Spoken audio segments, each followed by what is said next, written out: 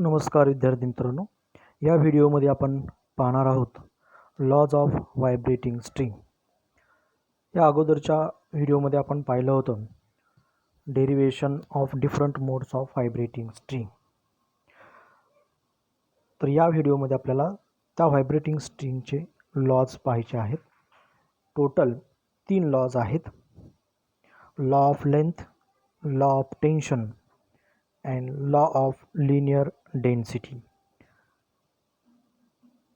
मग lodge of vibrating string हे article पाहण्यासाठी आपल्याला व्हायब्रेटिंग स्ट्रिंगमध्ये जे काही फ्रिक्वेन्सीचा फॉर्म्युला आलेला आहे त्याचा वापर करायचा आहे. यामध्ये फंडामेंटल फ्रिक्वेन्सीचं रिलेशन व्हायब्रेटिंग लेन्थशी काय आहे, फंडामेंटल फ्रिक्वेन्सीचं relation tension applied on the स्ट्रिंगशी काय आहे, फंडामेंटल फ्रिक्वेन्सीचं relation mass per unit length म्हणजेच लिनियर डेन्सिटीची काय आहे याचा स्टडी आपल्याला पाहायचा आहे. So first we know the fundamental frequency of vibrating string under the tension is given by n is equal to 1 upon twice L square root of T upon M. हा जो आहे तो फंडामेंटल फ्रिक्वेन्सीचा formula आहे. आपण हा already अगोदरच्या डेरिवेशनमध्ये सोडवलेला आहे. Where n is the fundamental frequency, small l is the vibrating length or length of the vibrating string. It means the distance between two rigid support or length between two rigid support. T is the tension applied on the string. Small m is the mass per unit length of the string. So first law is law of length. In this law we give the relation between fundamental frequency and length. Fundamental frequency आणि length बरोबर relation घ्यायचं असेल तर राहिलेल्या दोन quantity ज्या आहेत त्या कॉन्स्टंट घ्यायच्या, म्हणजेच टी आणि एम कॉन्स्टंट घ्यायचे. टी आणि एम जर कॉन्स्टंट घेतला तर एन आणि एलमध्ये रिलेशन येतं inversely proportional. So therefore the fundamental frequency of vibrating string is inversely proportional to length of the vibrating string if tension and mass per unit length are constant. So that is we can write n is directly inversely proportional to L if T and M are constant. जर T आणि M constant असेल तर N आणि L मध्ये inversely proportional relation असेल. Also we can write here, नोट्समध्ये दिलेलं नाही परंतु आपण आणखीन याच्यामध्ये वाढवून लिहू शकतो. फॉर एक्झाम्पल मी तर लिहितोय शेजारीच N is equal to constant into 1 upon L. Proportionality sign gives the constant value. So therefore in this step, next step, L can be multiplied by N. So NL is equal to constant.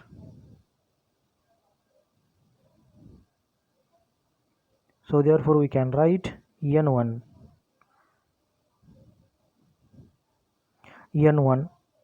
L1 is equal to N2 L2 is equal to dash dash dash is equal to constant.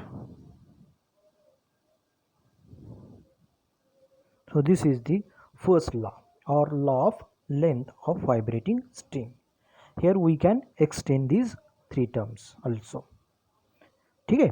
तर यानंतरचा जो law पाहायचा आपल्याला law of tension. आता law of tension घ्यायचं असेल तर कोणत्या क्वांटिटीमध्ये रिलेशन घ्यायचं आहे, फंडामेंटल फ्रिक्वेन्सी आणि टेन्शनशी रिलेशन घ्यायचं आहे. राहिलेल्या दोन टर्म कोणत्या, मग एल आणि एम कॉन्स्टंट घ्यायच्या. मग काय येईल रिलेशन, तर N is inversely proportional to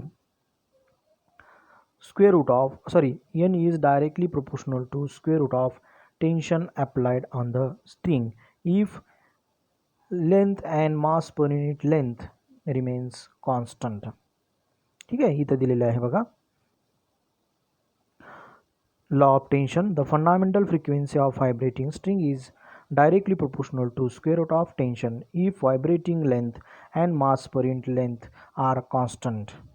so N is directly proportional to square root of T if L and M are constant. हे सुद्धा आपण एक्स्ट्रा सोडवू शकतो, ते या पद्धतीनं लॉ ऑफ टेन्शनचं सोडून दाखवतोय.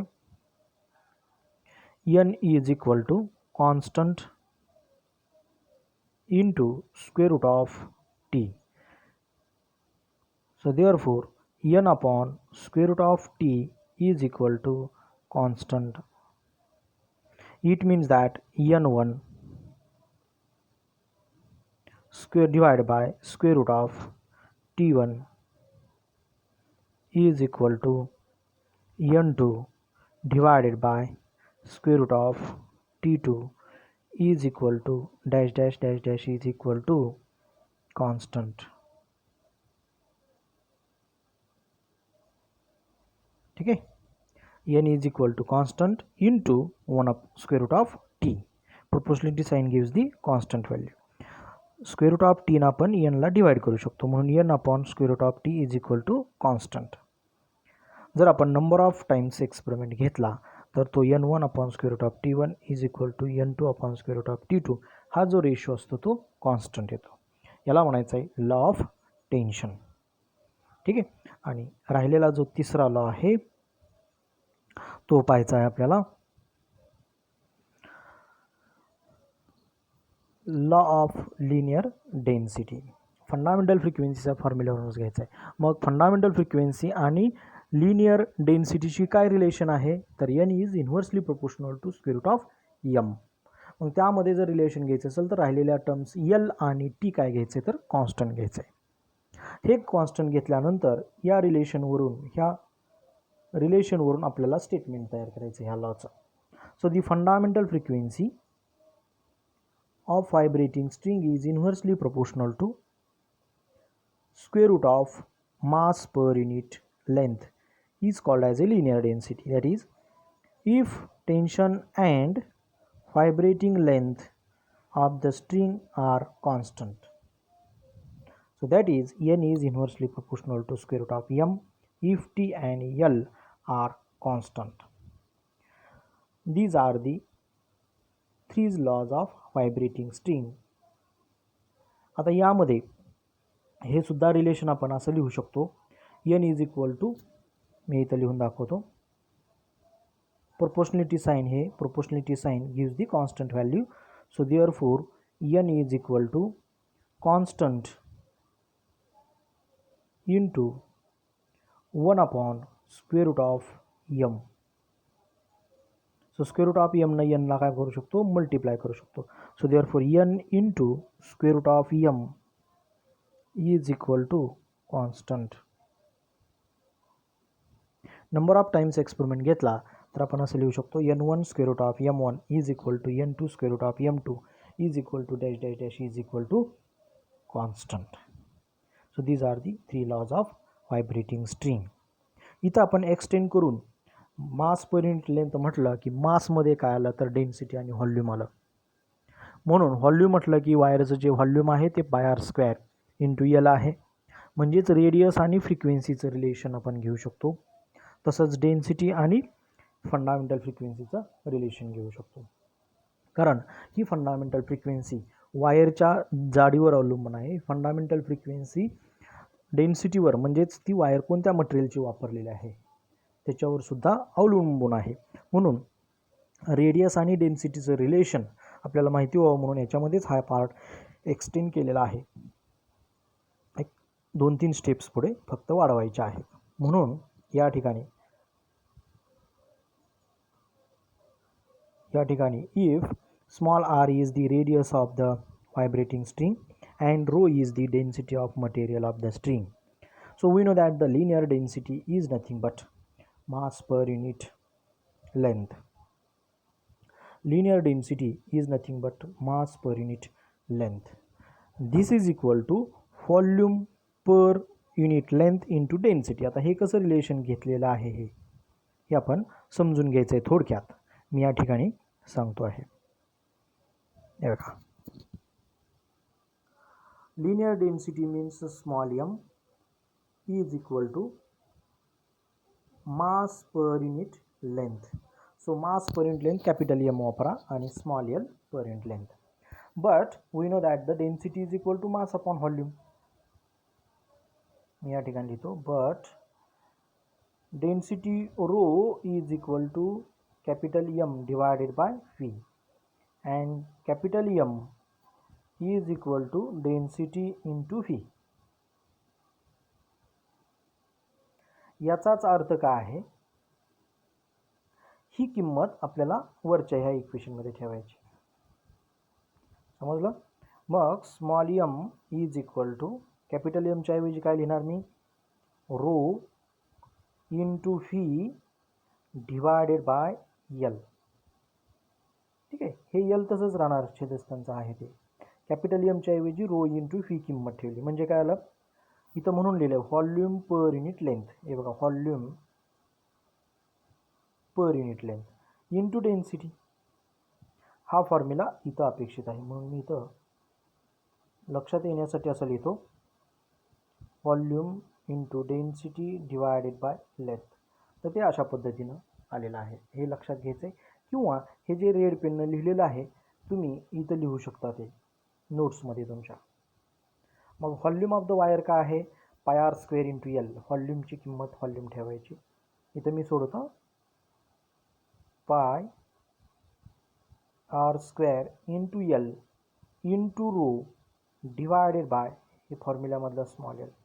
तर हे स्मॉल एल आणि स्मॉल एल कॅन्सल झालं. काय राहिलं मग, pi r square into density. So this is equal to, राहिलेली टर्म इथं लिहितोय, pi r square into rho, एक मिनिट हां,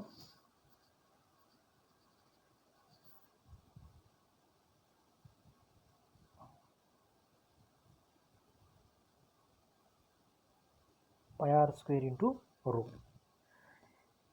हे कशाच्या ऐवजी लिहिलं आपण, लिनियर डेन्सिटी म्हणजे स्मॉल एमच्या ऐवजी लिहिलं. मग हे झाल्यानंतर आपण इथं यायचं आहे, as N is inversely proportional to square root of M. मग एमच्या ऐवजी काय लिहायचं आहे, तर ह्या एमच्या ऐवजी पाया स्क्वेअर रो ही आत्ता काढलेली किंमत या फॉर्म्युल्यामध्ये ठेवली. मग यामध्ये फंडामेंटल फ्रिक्वेन्सीचं रिलेशन एकदा डेन्सिटीशी घ्यायचं. त्यावेळेस काय कॉन्स्टंट ठेवायचं, पाय आणि आर कॉन्स्टंट ठेवायचं, बाकीच्या टर्म टेन्शन आणि स्मॉल एल पण कॉन्स्टंट ठेवायचं. आणि नंतर एन आणि आरचं रिलेशन घ्यायचं. सो देअरफॉर आरचं रिलेशन घेतलं तर हे square root of R square आहे, म्हणजेच आर येणार. हे दोन रिलेशन आले. So frequency is inversely proportional to square root of density and fundamental frequency is inversely proportional to only radius of the vibrating string. These are the extended two laws, so which will gives the relation between frequency and density, frequency and radius. तर हेच या ठिकाणी खाली लिहिलेलं आहे. अशा पद्धतीने हे सोडवलेलं आर्टिकल आहे.